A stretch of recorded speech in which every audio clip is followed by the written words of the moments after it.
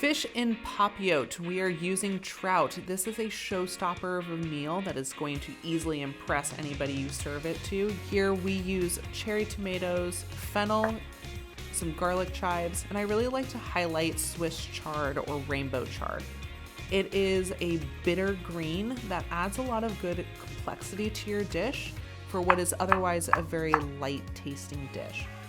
So we're going to cut your fish down, add in your chopped up veg to the side, top with your fresh herbs, season everything all together, and then top it off with a pat of butter and sliced lemon.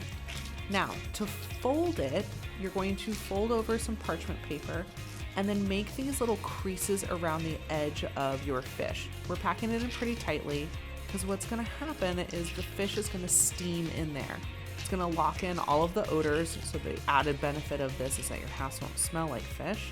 It's gonna puff up and keep all of those juices and flavors all tightly packed inside.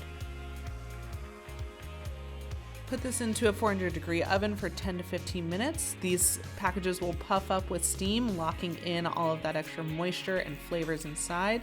Carefully unwrap, serve as is, and admire your creation.